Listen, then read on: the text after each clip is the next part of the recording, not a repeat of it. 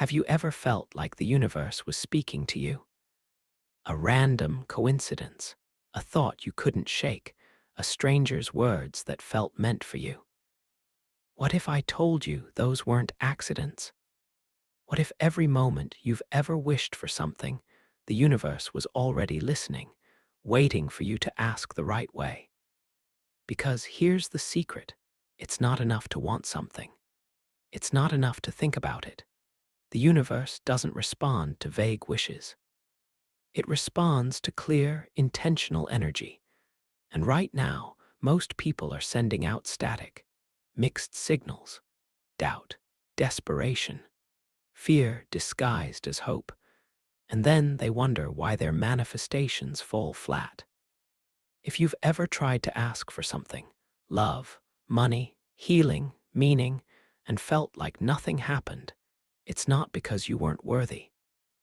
It's because you didn't ask in alignment with how this reality works. This isn't magic. It isn't superstition. It's ancient wisdom buried beneath centuries of noise.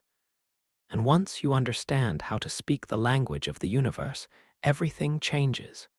You stop chasing. You stop begging. You start receiving. The first truth you need to understand is this. The universe doesn't hear your words. It hears your energy. You can say 1,000 affirmations a day, but if your energy is rooted in lack, fear, or desperation, the only thing you're attracting is more reasons to feel those things.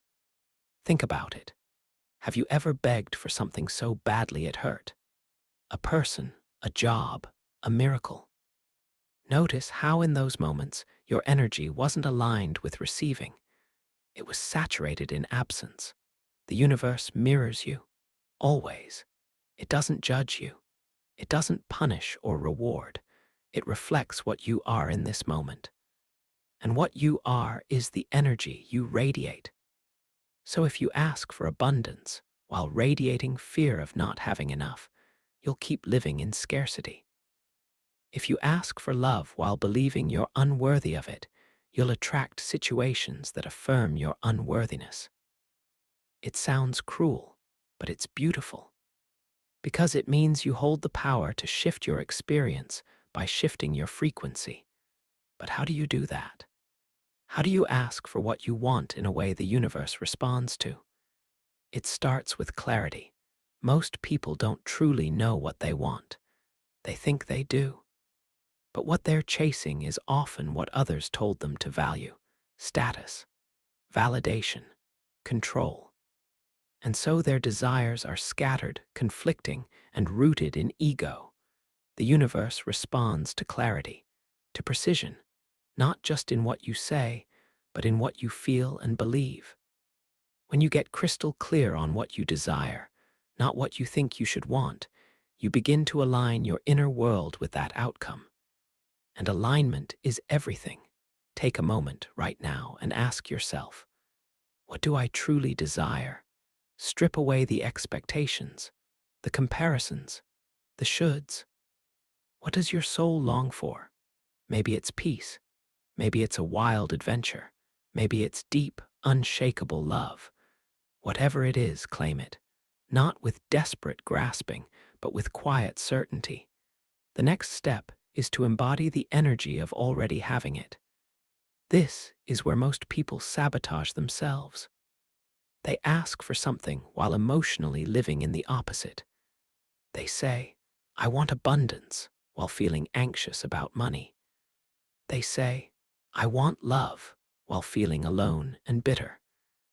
The universe reads your vibration, not your vocabulary. So you must become the emotional match for your desire before it arrives. If you desire abundance, embody gratitude and sufficiency now. Notice the wealth of what already surrounds you: beauty, breath, moments of ease. If you desire love, cultivate the energy of connection, warmth, and self-adoration now. Not because you're pretending, but because those states are available to you regardless of external circumstances. And as you live in that energy, you magnetize more of it. Visualization is a powerful tool here, but not the kind where you simply imagine a car or a house and wait. The kind where you feel the reality of your desire as if it's already yours. Engage your senses. How does it feel in your body? What do you see, hear, taste, and touch in that reality? Not someday. Now. Your brain doesn't distinguish between imagined and actual experience when emotion is involved. This is why visualization works when done with emotional charge. You're not convincing the universe. You're rewiring yourself. The third key is to release attachment to how and when it arrives. This is the paradox. You must want it fully, align with it completely, and then detach from it entirely. Because obsessive clinging is rooted in fear, in control, and control kills flow. The universe moves on timing and routes your conscious mind can't predict. Often, the very act of letting go creates the space for your desire to enter. Think about times in your life when something you wanted finally arrived, not when you were chasing it, but when you'd surrendered, when you'd stopped obsessing. That's not a coincidence. It's alignment. Your surrender signals trust, and trust opens doors frantic effort keeps shut. One of the simplest yet most powerful ways to ask the universe is through the language of symbols and ritual. Humans have done this for millennia because symbols bypass the logical mind and speak directly to the subconscious and the unseen forces that shape experience. It could be as simple as lighting a candle while holding your clear intention in mind, writing down your desire in the present tense, and burning the paper as a sign of release, placing an object somewhere meaningful as a reminder of what you're calling in. These acts aren't superstitious unless you believe they are. They're tangible ways to bridge the inner and outer worlds. Another overlooked truth is that you must create space for what you desire. Energetic space, physical space, emotional space. You cannot manifest new relationships while clinging to old wounds and resentments.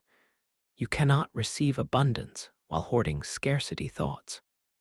If your life is packed with noise, clutter, and half-hearted obligations, there's no room for what you truly want to land. This is why sometimes desires manifest only after a breakdown, a loss, a release, because space was finally created. So ask yourself, where am I still holding on to what no longer serves me? What am I afraid to release, even though it's blocking my blessings? This is the inner work no affirmation can replace. It's not easy, but it's clean, pure. And when you clear the soil, new things grow without force. Your relationship with the universe is not a transaction. It's a conversation. And like any meaningful conversation, it requires honesty, presence, and the courage to listen. Most people only speak to the universe when they want something. But imagine if you only reached out to a friend to beg for favors. Would that connection feel alive, nourishing, sacred? The universe is conscious, a field of intelligence beyond comprehension, and it responds best to relationship, not manipulation. Cultivate daily moments of connection. Gratitude is not a trick to manifest, but a natural expression of awareness. Silence is not just as absence of noise, but a space to hear what moves beneath thought. Notice the signs, the patterns, the whispers, because they're there, guiding you, nudging you, responding in ways your mind might overlook if you're too busy chasing outcomes.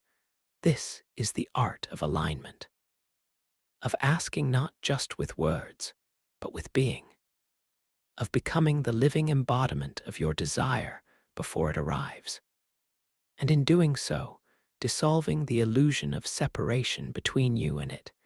Now that you understand how to align your energy, clarify your desires, and release attachment, there's one final, often overlooked truth about asking the universe. The answer doesn't always come in the form you expect. And that's where most people get it wrong. They're so attached to how it should look that they miss the signs, the detours, the opportunities disguised as endings. When you ask for growth, you might receive discomfort. When you ask for love, it might come through the ending of a relationship that was keeping you from something deeper. When you ask for abundance, it might arrive through a loss that makes space for a greater opportunity you hadn't imagined. The universe responds, but it does so from a higher intelligence than your conscious mind can access. That's why trust isn't optional, it's essential. Trust that what you asked for is making its way to you, even if the road looks nothing like you expected. Trust that your soul knows what it is called in, even if your ego resists the packaging. Trust that delays are not denials. Sometimes, the detour is the manifestation. Another crucial aspect is understanding the law of resonance. Everything you desire already exists as a potential reality in the quantum field. Infinite versions of you are playing out infinite lives in infinite possibilities. The way to collapse those potentials into your physical experience is through resonance, which means becoming the frequency match for the reality you seek. When you think about what you want, don't ask if it's possible. Ask who you would have to become to naturally experience that. Not pretending, not faking it, but gradually shifting your inner state to align with that version of yourself. If you desire deep, soulful love, how would you treat yourself now? If you desire abundance, how would you walk through your day now? If you desire peace, what would you release today? This isn't performance. It's recalibration. And the more consistently you live in the energy of your desired reality, the faster it materializes. Not because you're forcing it, but because you're dissolving the barriers that kept you separate from it. One of the most powerful practices you can adopt is speaking to the universe as if it's a close, trusted friend. Not as a distant, indifferent force, not as a vending machine for your wishes, but as an intelligent, responsive field that's already surrounding you, within you, watching over you. Speak aloud your intentions. Say thank you for what's already on its way. Express your fears, your doubts, your awe. Build a relationship.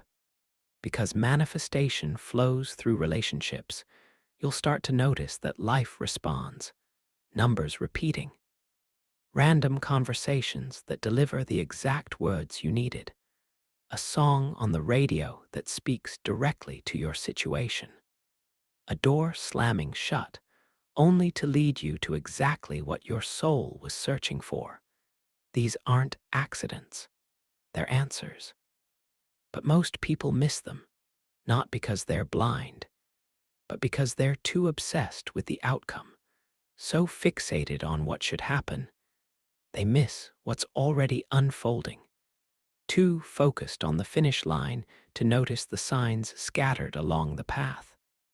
You must become fluent in the quiet language of the universe, in symbols, synchronicity, and subtle energetic shifts, because the universe is always speaking. The real question is, are you listening? One of the most sacred practices is giving thanks before the miracle arrives. Anyone can say thank you when the blessing is in their hands, but true alignment is whispering, thank you, for what has not yet come, with the same reverence as if it were already yours. That's not wishful thinking. That's not delusion. That is energetic precision. That is what collapses time between desire and reality. When you feel gratitude in advance, you raise your frequency to match the experience you're calling in. And the universe, in perfect symmetry, mirrors that back. But don't mistake this for bypassing. This isn't about pretending you're not hurting. The fastest way to delay your manifestation is to fake a frequency. Don't silence your fears. Don't bury your grief. Bring them into the ritual. Say it with trembling hands if you must. I want this, and I'm afraid I'll never have it. Help me believe. Help me release. That's not weakness. That's the truest form of power, vulnerability in motion. Because it's in your rawest honesty that grace rushes in, clarity rises, and the answers begin to show up without being forced, hunted, or chased. The universe doesn't require you to be perfect. It requires you to be present. And if there's one universal truth echoed in every ancient mystical tradition, it's this: what you seek is already seeking you. The very fact that a desire lives in your heart, there is evidence that its fulfillment exists somewhere in the fabric of reality. Your task is not to chase it. Your task is to dismantle the walls that block it, the doubt, the shame, the inherited stories that taught you to settle, shrink, or stay silent. Every day, you make a choice to believe the old voice or to build a new one. And with each limiting belief you dissolve, you'll feel it. The magnetic pull of the impossible moving toward you. Because here's the paradox. The moment you stop chasing what you want, it starts chasing you. Not because you're forcing it, but because you've become a match for it. So tonight, just try this before you fall asleep. Ask the universe for one clear thing, say it aloud, write it, feel it. Then visualize it as if you're already living it. Feel the ease, the joy, the peace. And as you drift into sleep, let it go, no grasping, no doubt, just trust. In the days that follow, stay awake to the signs. Listen for whispers, follow the nudges, even if they make no logical sense, because logic only understands the past. And what you're calling in belongs to the unknown. You are not separate from this universe. You are a thread in its fabric, a vessel of the same intelligence that spins galaxies and stirs oceans. When you stop begging and start embodying, when you stop waiting and start aligning, when you stop shrinking and start remembering, the universe will respond in kind, not with tests, but with truth.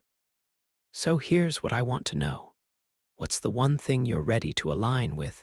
Starting tonight, leave a comment below and name it, claim it, declare it. Let the act of writing it be your signal to the universe. I'm ready. And if this message stirred something in you, if it made you feel seen, remembered, or aligned like this video, and subscribe for more truths like this, because your awakening isn't random. And the fact that you're here, reading these words, right now, it is no accident.